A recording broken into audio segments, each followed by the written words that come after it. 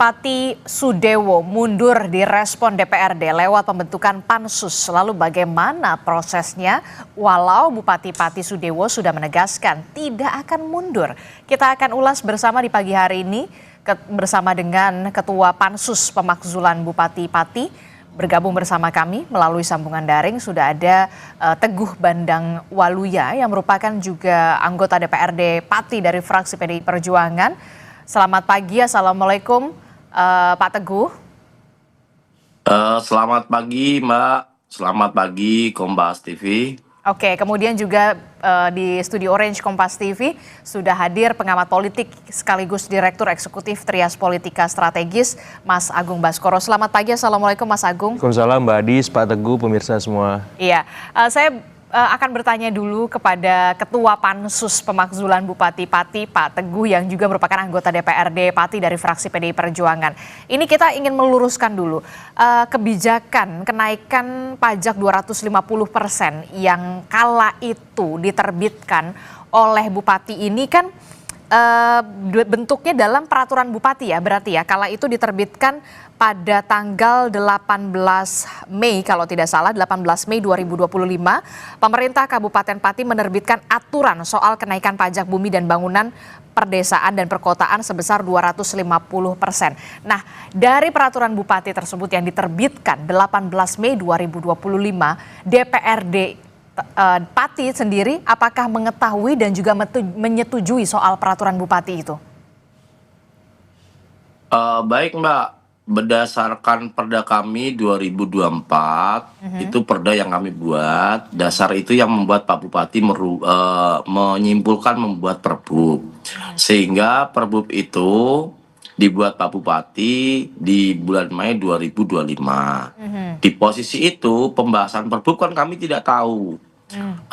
Ujuk-ujuk kami juga langsung diberi surat tembusan lewat pimpinan kami terkait dengan kenaikan pajak 250%. Jadi tidak ada Gitu, Mbak. komunikasi dan konsultasi terlebih dahulu sebelum penerbitan itu dari Bupati Pati ke DPRD? Tidak ada Mbak, tidak ada. Adanya sudah jadi kami dikasih surat tebusan Mbak. Oke. Setelah itu apakah ada sejumlah penolakan atau segala macamnya dari fraksi DPRD, dari DPRD sendiri, dari DPRD Pati khususnya dari fraksi PDI Perjuangan? Kami justru saat itu berbondong-bondong dikumpulkan oleh pimpinan kami, ketua DPR kami di ruangan beliau, ada surat seperti ini bagaimana gitu.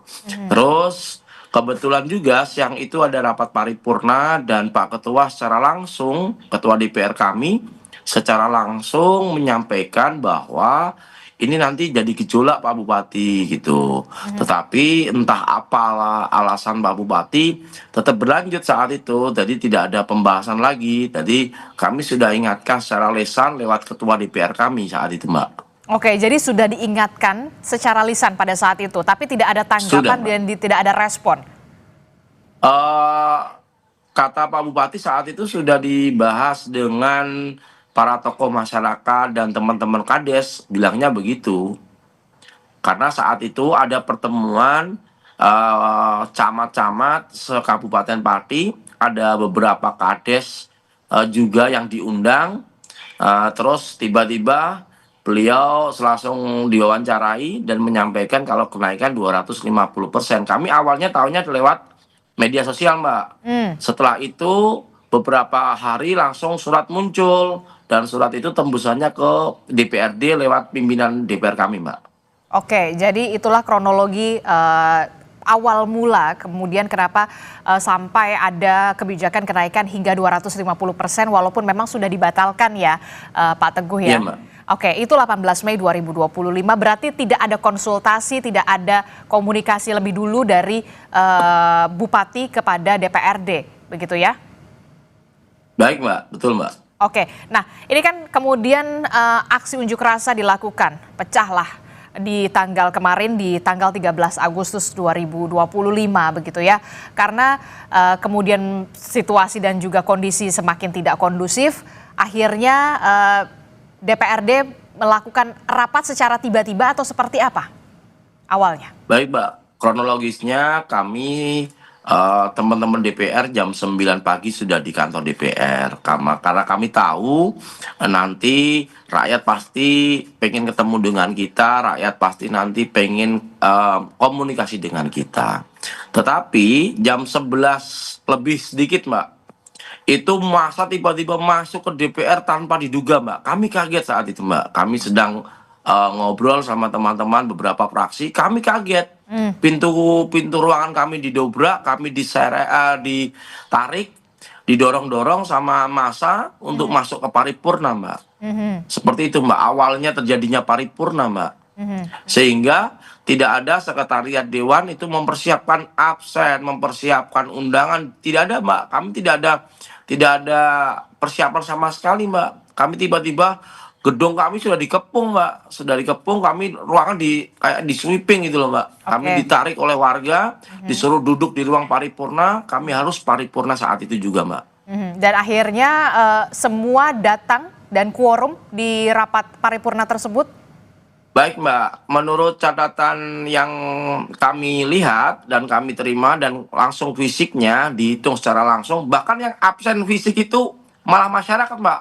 PDI ada berapa berdiri, Gerindra ada berapa yang berdiri, Demokrat ada berapa, PKS ada berapa, itu semua kami di absen, Mbak.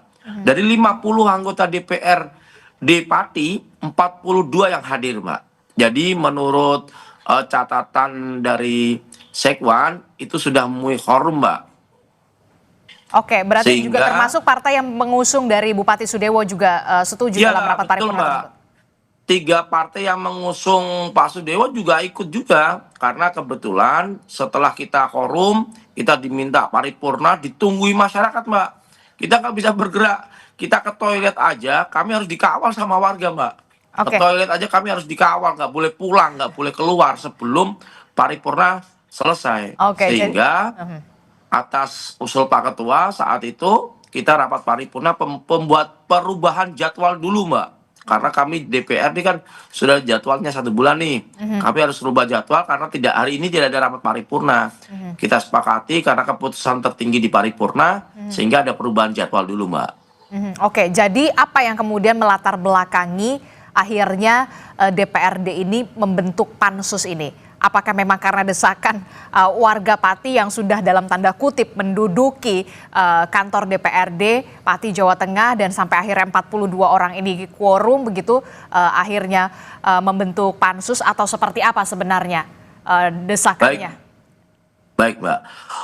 Kami tidak hanya desakan, Mbak, tapi memang ini panggilan hati juga, Mbak. Kenapa panggilan hati? Kami bicara panggilan hati, kami pagi aja sudah pada ke kantor, Mbak. Pagi kami sudah tidak ke kantor, padahal kami tidak ada agenda kegiatan hari ini. Kami masih tetap menduduki DPR karena ini panggilan hati, Mbak. Oke, jadi jadi ini merupakan panggilan hati anggota DPRD untuk membentuk pansus. Walaupun memang kalau tidak ada desakan sampai diduduki oleh warga, apakah pansus akan tetap dibuat kala itu kemarin? Baik, Mbak. Kami juga melihat situasi dan kondisi karena kami mendapat selebaran informasi bahwa pendemo pengen DPR untuk ikut demo di lapangan langsung dan ikut mendengarkan apa jawaban Bupati saat itu, sehingga memang kami ikut serta dalam persiapan untuk ikut teman-teman masyarakat untuk ngajak demo. Tetapi ini berubah rutenya. Sebelum kami turun ikut bergabung demo, kami sudah didatangi masyarakat itu luar biasa, sampai kami di dalam ruang paripurna mata kami itu sakit, Mbak, karena gas air mata sudah masuk ke ruangan kami saat itu, depan ruangan kami, Mbak. Oke, tapi kemudian yang jadi pertanyaan saya, ketika masyarakat Pati tidak menduduki kantor DPRD Pati, apakah seluruh anggota DPRD, termasuk juga pimpinan Anda DPRD, tetap akan membentuk pansus ini? Di dalam pembahasan 2 hari terakhir itu, Mbak, kami sudah ada pertemuan beberapa ketua-ketua fraksi. Kami sudah menyampaikan sampai ke sana. Ini nanti kalau terjadi terjadi massa yang begitu banyaknya, kita harus bagi chaos, bagaimana cara kita mengatasinya, cara kita meredam suasana, sekaligus ada inisiator, Mbak. inisiator dari beberapa fraksi, memang Pak kita harus ambil tindakan tegas ini, jangan sampai nanti masyarakat kecewa dengan kita. Itu sudah kami bahas 3 hari yang lalu Mbak, dengan pimpinan dan semua ketua fraksi Mbak. Oke, dan akhirnya terlaksanalah rapat paripurna untuk membentuk pansus ini ya, hak angket. Iya Mbak, izin Mbak menyampaikan paripurna perubahan jadwal. Setelah paripurna perubahan jadwal kan kami paripurna kembali Mbak. Oke. Paripurna kembali terkait hak angket, sehingga kami kaget ternyata di semua fraksi sudah mempunyai catatan-catatan tentang kebijakan Pak Bupati yang perlu ditanyakan dalam hak angket. Berarti teman-teman itu sudah siap Mbak, sudah menyiapkan semuanya. Oke, jadi Dan itu semua fraksi Mbak, tidak hanya 1, 2, bahkan Partai Gerindra itu sudah juga mempunyai catatan sendiri gitu. Oke, Baik, nanti juga saya akan tanyakan juga ke Pak Teguh begitu ya. Apa sebenarnya catatan dari PDI Perjuangan? Apakah juga sudah punya catatan soal bagaimana kebijakan dari sang bupati ini, Bupati Sudewo? Tapi saya ingin bergeser dulu ke Mas Agung Baskoro. Ya. Mas Agung, dari penjelasan anggota DPRD yang merupakan juga ketua pansus begitu ya. Ya. Sangat memprihatinkan kalau menurut saya, agak sedikit miris begitu ya, bukan agak lagi, miris sekali begitu ya dengan apa yang terjadi di Pati ini. Kebijakan sang Bupati Sudewo 250% kenaikan pajak, ini peraturan Bupati, sempat juga tidak ada komunikasi kepada DPRD begitu ya. Nah, apa yang bisa Anda baca dari sini? Ya, pertama komunikasi di level publik berjalan searah Mbak Adis. Komunikasi di level publik berjalan secara searah. Artinya ini kebijakan sepihak dari Bupati untuk menetapkan apakah itu soal BB 250% naik, soal pengisian jabatan di Direktur Rumah Sakit Daerah dan seterusnya dan ini akumulasi akhirnya. Karena selama ini merasa cukup aja dia komunikasi sepihak, kebijakan dibuat, beres semacam itu. Sayangnya ini akhirnya menjadi bom waktu. Nah, saya juga menyoroti peran DPRD di sini. Dengan beragam kebijakan tidak populis itu hadir, di mana fungsi kedewanan, fungsi-fungsi pengawasannya, sehingga meledak kemarin sampai Pak Teguh sama teman-teman akhirnya dirongrong ke toilet aja dikawal dan seterusnya. Itu kan sudah presiden yang buruk ya, semacam itu. Jadi saya menyoroti fungsi kedewanan di sana. Kenapa baru sekarang itu semua ya terakselerasi secara eksponensial sehingga terbentuk pansus pemakzulan, hak angket dan seterusnya. Kalau misalkan masa tidak menduduki dewan misalkan, apakah bisa semacam ini seperti itu? Nah, ya, itu tadi pertanyaan saya. Dari Mei sampai Agustus itu ada waktu yang cukup jeda waktu lama, hampir 3 bulan semacam itu. Nah, fungsi kedewanan ini ke depan harus dioptimalkan Pak Teguh, karena ini bisa menjadi bom waktu. Saya khawatir begini, kalau di Pati saja misalkan tidak beres, ini bisa menjalar Mbak Adis. Kenapa? Karena kan soal PBB ini ternyata ada di banyak tempat, ya, di Jombang saya lihat, di Cirebon, kemudian di tempat-tempat di Bone juga semacam itu. Jadi Pati ini akan jadi presiden bagi bukan hanya untuk Jawa Tengah, tapi juga buat nasional semacam itu. Apakah fungsi kedewanan kita di level daerah itu sudah berjalan optimal atau belum? Nah, jangan sampai kita hanya melihat Pak Sudewo yang memang dia seperti itu, tapi dewannya tanggung jawabnya di mana? Khususnya partai-partai pengusung dan partai-partai yang tidak mengusung semacam itu. Karena buat saya Pak Sudewo ini kan hanya didukung dalam tanda petik 36% ya Pak Teguh ya, total kursinya. Cukup berani saya bilang, bukan koalisi mayoritas di parlemen tapi berani buat kebijakan-kebijakan tidak populis. Nah, ini kontrolnya di mana gitu. Nah, saya menyoroti di situ supaya apa? Supaya kita objektif juga. Bahwa ini bukan salah satu eksekutif saja, legislatif punya peranan. Akhirnya publik karena tidak masuk aspirasinya ke eksekutif dan legislatif, demo tumpah ruah di jalan, kekacauan, kredit dan semacam yang kita lihat kemarin. Nah, seperti itu. Dan ke depan harapannya DPRD lebih sensitif, lebih progresif supaya apa? Masa tidak perlu tumpah ruah ke jalan, tidak perlu ada yang luka-luka, tidak perlu ada ya pemerintahan yang tidak berjalan maksimal akhirnya semacam itu. Karena kan concernnya hari ini ekonomi di sana dan di beberapa tempat juga lagi turun Mbak Adi seperti itu. Oke, kalau kita lihat ini adalah partai pendukung dari dari Sudewo ya, Bupati Sudewo begitu ya. Kita lihat dulu, ini dia partai pendukung Bupati Sudewo. Ini ada Partai Golkar, Partai Solidaritas Indonesia, Gelora, kemudian ada PKN dan juga Perindo begitu ya. Kalau kita lihat ada lima. Ada juga partai pengusungnya. Nah, ini partai pengusungnya ini ada Partai Gerindra, PKB, Partai Nasdem. Tadi disebutkan oleh Pak Teguh, bahkan dari Partai Gerindra pun sudah memiliki catatan sebenarnya. Apa kebijakan-kebijakan yang dirasa kok ya nggak pro rakyat begitu. Nah, Apa yang bisa dibaca dari sini? Partai pengusungnya dari Partai Gerindra juga bahkan mendukung adanya hak angket Iya. pembentukan pansus ini gitu ya. Walaupun kita tahu PDI Perjuangan masih menguasai Pati. Betul. Jadi kepemimpinan Pak Bupati, maaf ini, buruk sekali Mbak Adi. Sampai partai koalisi pendukungnya pun memberikan catatan. Ini kan mestinya tidak terjadi ya. Buruknya itu ditambah dengan komunikasi beliau yang sangat buruk sekali. Ketika kemarin ada soal mau demo, ya sudah 5.000 saya berani, 50.000 apalagi. Itu menantang. Ya menantang, dan itu ya buat saya nggak populis. Dia sudah buat kebijakan nggak populis, terus komunikasinya seperti itu. Yang terjadi masyarakat marah sekali, wajar gitu. Jadi ini hanya efek samping dari komunikasi yang buruk, leadership yang nggak baik. Bukan hanya di level publik ya, di level elit juga nggak, Pak Teguh dan teman-teman nggak diajak semacam itu. Ini kan problematik. Padahal beliau bukan pemilik koalisi mayoritas di DPR, seberani itu. Berarti kan saya melihat memang perlu ada peringatan tegas dan jelas, apakah lewat pansus pemakzulan, apakah lewat pemerintah pusat juga semacam itu, supaya apa? Pemerintah pusat juga nggak boleh lepas tangan ataupun cuci tangan. Udah, ini urusan daerah, nggak bisa. Mendagri bisa apa nih? Kita nunggu Kemendagri bisa melakukan apa untuk memastikan masyarakat pasti bisa tenang. Tidak lagi ya turun ke jalan, tumpah ruah, dan akhirnya mengganggu pemerintahan seperti itu. Ini sangat disayangkan kondisi ya, yang terjadi di Pati kemarin 13 Agustus. Bahkan warga Pati pun sampai menduduki kantor DPRD, mendesak agar DPRD melakukan pembentukan pansus begitu ya, rapat paripurna pembentukan pansus dan juga hak angket soal pemakzulan dari Bupati ini. Saya ke Pak Teguh. Jadi Anda sebagai ketua pansus, poin pentingnya apa pada saat rapat paripurna kemarin? Poinnya ini apakah memang pemakzulan, hak angket? Karena juga ada beredar kabar poinnya tuh sebenarnya hanya RSUD, kasus RSUD. Nah, kita luruskan di sini, Pak Teguh. Seperti apa?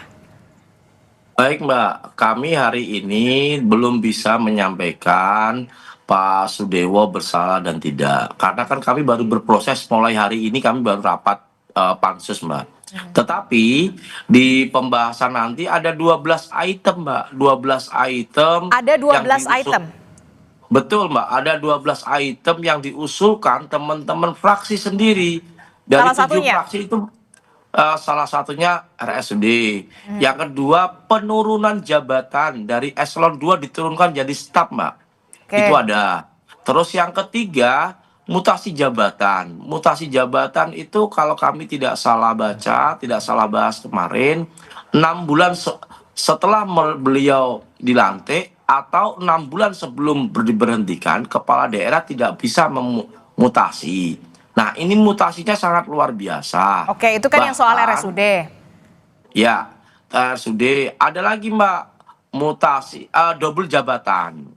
Double jabatan ini banyak sekali Mbak, dirangkap-rangkap oleh camat-camat itu. Dan misal contohnya, PLT Kasatpol PP pas marah-marah cewek itu langsung malam harinya diganti begitu saja, ganti orang gitu saja Mbak. Kami tidak tahu prosesnya, ujuk-ujuk langsung digonta-ganti gitu aja. Kayak sandal jepit gitu aja Mbak. Oke, termasuk juga soal poin pemakzulan. Ini direspon DPRD atau enggak pemakzulan Pak Bupati ini, Bupati Sudewo, Bupati Pati? Direspon sehingga kami membuat pansus ini Mbak. Oke. Kami merespon sekali, bahkan kami meminta masyarakat silakan datang ke DPR, yang penting tertib. Kami akan rapatnya secara terbuka Mbak, biar masyarakat bisa tahu bahwa kita ini tidak ada yang main-main gitu Mbak. Sepakat. Jadi rapat ini dilakukan secara terbuka dan juga transparan, termasuk juga soal poin-poin pembahasan Betul, pansus Mbak. ini. Betul Mbak, kami tidak ada yang kami tutup-tutupi, justru dari 7 fraksi ada 15 anggota pansus. Kami biar rakyat bisa menilai fraksi mana yang betul memperjuangkan aspirasi rakyat, fraksi mana yang gasnya setengah-setengah, fraksi mana yang nanti kena angin yang kencang Mbak, begitu Mbak. Ada juga jangan sampai malah mati angin lah ya. Iya Mbak, siap. Oke, Pak Teguh, soal mekanisme pansus ini, soal hak angket termasuk juga soal pemakzulan ini, nanti mekanismenya seperti apa dilakukan oleh DPRD? Tapi jangan dijawab dulu Pak Teguh, nanti kita akan temukan jawabannya usai jeda. Tetaplah bersama kami di Sapa Indonesia Pagi, kami akan segera kembali.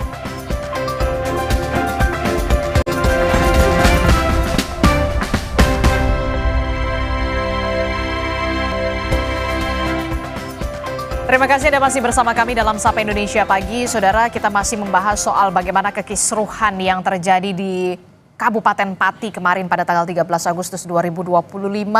Aksi demo unjuk rasa untuk menuntut mundurnya Bupati Pati Sudewo yang dilakukan oleh warga Pati, Jawa Tengah. Saya masih membahasnya dengan Ketua Pansus begitu ya, yang kemudian direspon oleh DPRD dengan membentuk Pansus begitu untuk pemakzulan dari Bupati Pati Sudewo. Pak Teguh, saya ingin tanyakan nanti untuk soal Pansus ini, khususnya untuk pemakzulan Bupati Pati Sudewo ini, nanti mekanismenya akan seperti apa yang akan dilakukan oleh DPRD? Karena kan masing-masing fraksi juga tadi Anda menyebutkan sudah punya catatannya. Bagaimana ini? Baik Mbak, setelah rapat paripurna kemarin kita sudah dibentuk pansus, kami diperintahkan langsung oleh Pak Ketua dan pimpinan DPR kami untuk kerja cepat karena masyarakat, rakyat Pati sudah menunggu kinerja kita. Sehingga kemarin sore langsung kita rapat pansus, membuat perencanaan bagaimana dan apa langkah sebagai pansus untuk membahas pembahasan pansus.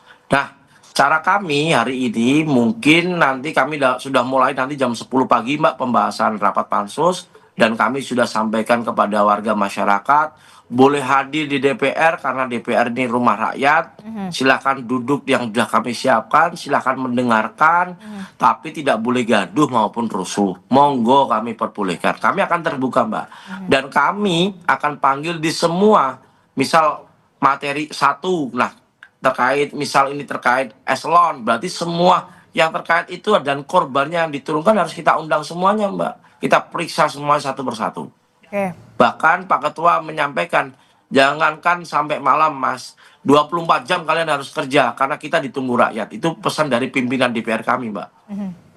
Oke, termasuk juga soal adanya usulan pemakzulan yang harus direspon DPRD. Nanti akan seperti apa mekanismenya? Pemakzulan itu nanti kami rapat pansus, kalau sudah terjalan 12 item sudah kita bahas semua, nanti kita sampaikan di paripurna. Setelah paripurna nanti kesimpulannya apa, nanti biar paripurna yang menentukan Mbak. Kami hanya menyampaikan pansus bekerja ini kan membantu pimpinan untuk mendapatkan data atau mendapatkan berkas-berkas yang harus disampaikan ke paripurna Mbak. Oke, termasuk juga karena memang usulan pemakzulan ini muncul begitu ya, dan harus direspon oleh DPRD pastinya karena memang perpanjangan tangan rakyat begitu, rakyat Kabupaten Pati.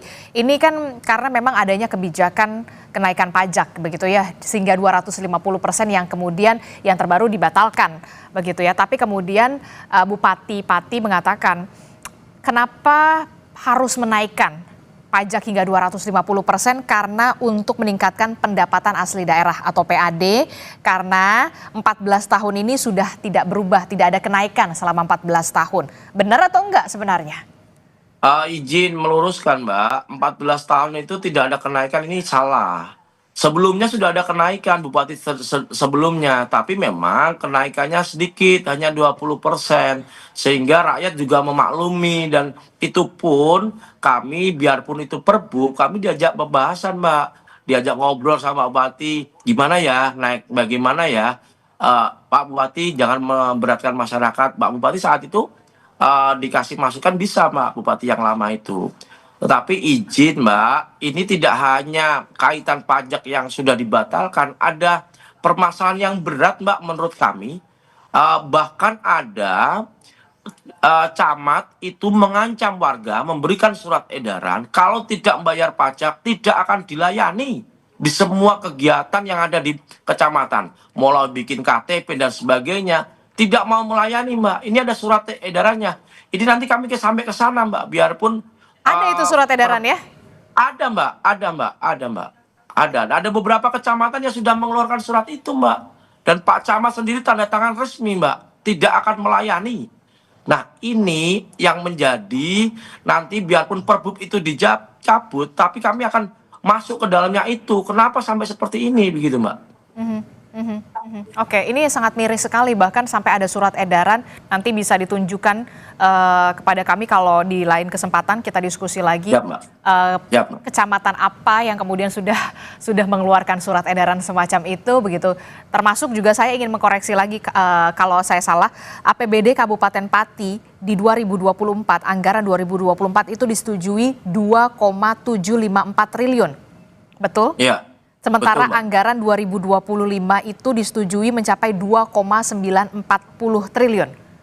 Betul, Mbak. Dan menurut Anda bijak tidak sampai kenaikan pajak hingga 250%? Kami kalau kenaikan pajak sampai 250% sangat memprihatinkan ya, Mbak. Begini maksudnya, kami di setiap OPD sudah dipangkas Pak Bupati anggarannya, bahkan karena efisiensi anggaran, DPR Pati itu dipangkas 18 miliar untuk pembangunan dan untuk infrastruktur. Kami memperbolehkan kok, Mbak.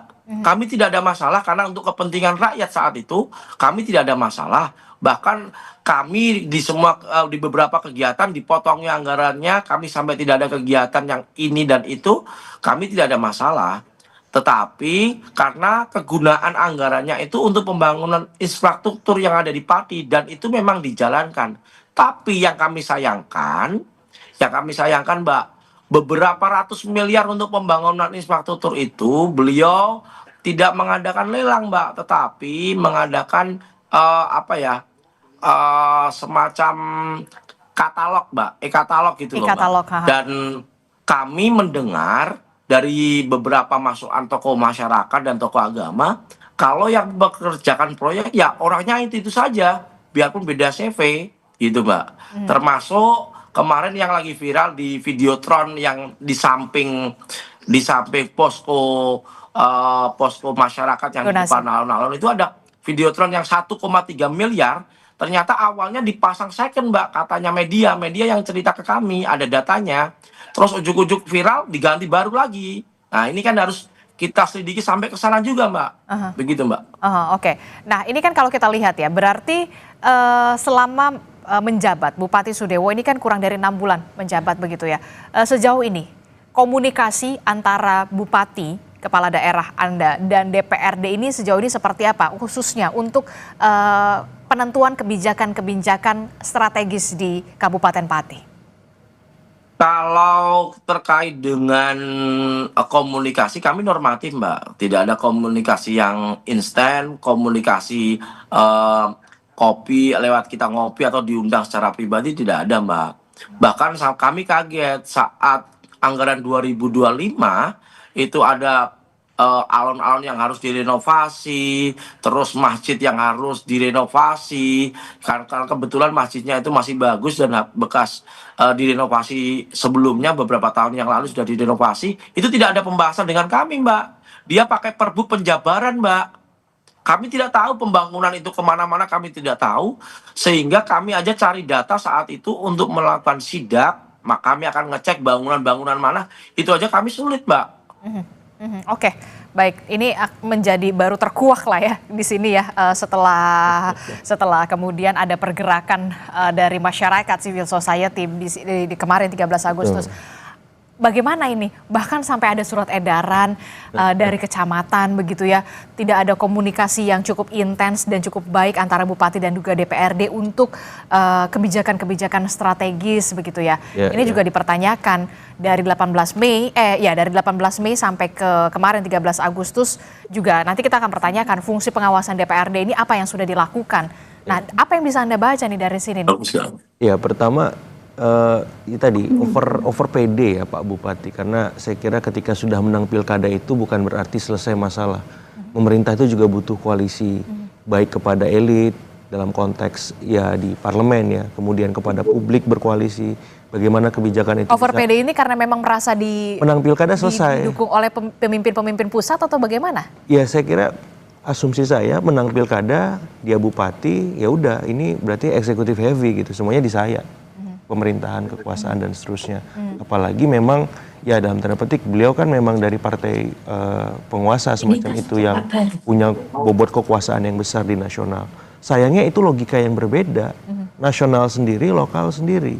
Anda harus membangun koalisi juga di level lokal supaya Anda didukung kebijakan-kebijakannya. Kemudian di level publik juga begitu.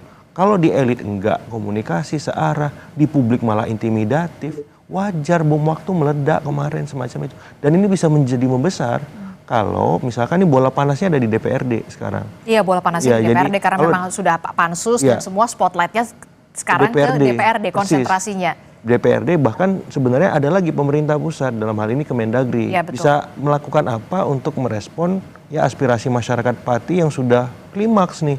Ya jangan sampai ini besar lagi dan akhirnya menjadi kontraproduktif bagi pembangunan di Pati, bagi stabilitas di sana dan bahkan mungkin di nasional, karena sudah ada arahan-arahan netizen kita mengkait-kaitkan ini pemanasan dulu semacam itu. Ini daerah lain di mana seperti apa. Nah, ini kan harus diredam.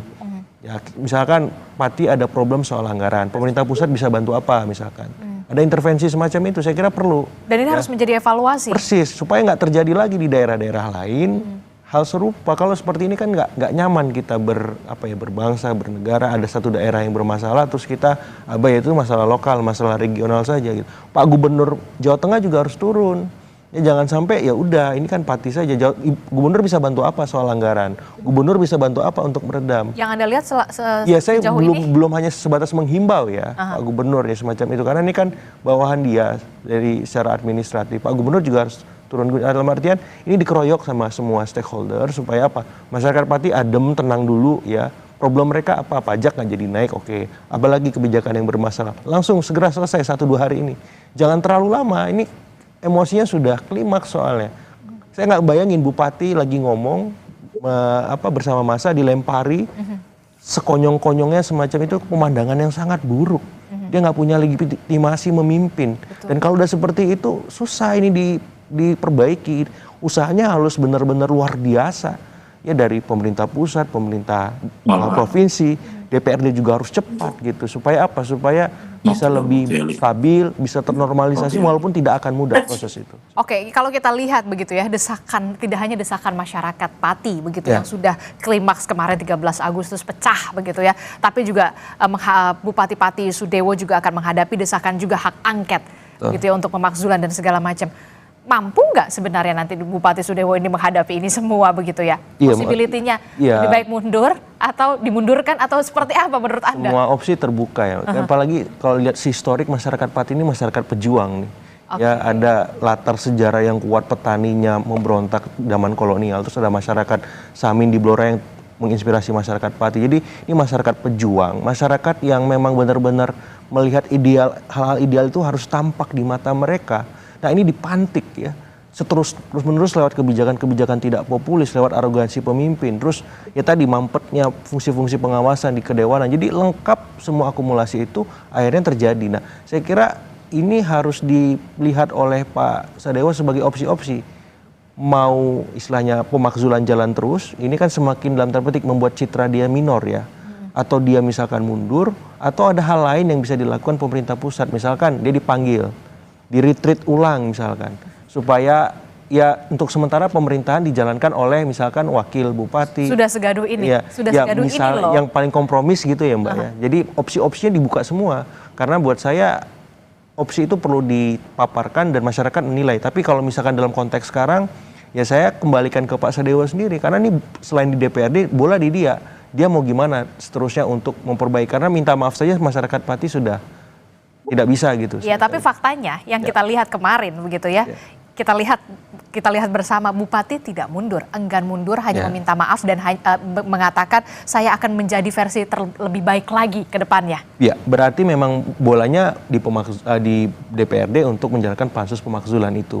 Terus di pemerintah pusat juga, ini bisa merespon sikap beliau yang semacam itu bagaimana, karena ya ini kontraproduktif ya. Saya khawatir justru nanti bisa berlanjut ke hal-hal yang lebih ya tidak kita inginkan. Kalau misalkan komunikasinya masih searah nih, masyarakat pengennya apa, Pak Bupati pengennya apa, tidak ada yang menjembatani itu. Dalam artian ya proses politik jalan di DPRD nggak apa-apa, tapi ada perlu lah misalkan Pak Gubernur, Pak Mendagri untuk memfasilitasi semacam solusi win-winnya apa supaya apa tidak terganggu nih pemerintahan. Oke, termasuk juga oke lah kalau misalkan dikatakan Bupati kan kita lihat tidak kemarin dalam situasi ini tidak mundur begitu ya. Betul. melakukan akan saya menjadi lebih baik dan segala macam. Ketika oke lah kita berandai-andai, tetap ini roda pemerintah di tangan Bupati Sudewo. Sementara kepercayaan publik, kepercayaan masyarakat, Pati Jawa Tengah ini sudah terlanjur kadung, sudah emosi dan kecewa. Bagaimana ini? Itu yang susah untuk disembuhkan, diperbaiki ya. Karena memang legitimasi beliau berada di titik terendah hari ini, bahkan mungkin minus. Karena saya nggak bisa bayangin mau bicara sebentar aja sudah dilempari. Terus masyarakat sudah antipati dengan stakeholder di bawahnya yang tadi kata Pak Teguh ada surat intimidatif kalau nggak bayar PBB malah tidak dilayani semacam itu. Itu kan luar biasa berarti arogansinya semacam itu. Karena kok bisa sampai seberani itu, saya masih merasionalisasi apa yang membuat beliau-beliau ini berani sebegitunya sama rakyat. Sementara rakyat ini kan dalam posisi yang terjepit hari ini secara ekonomi.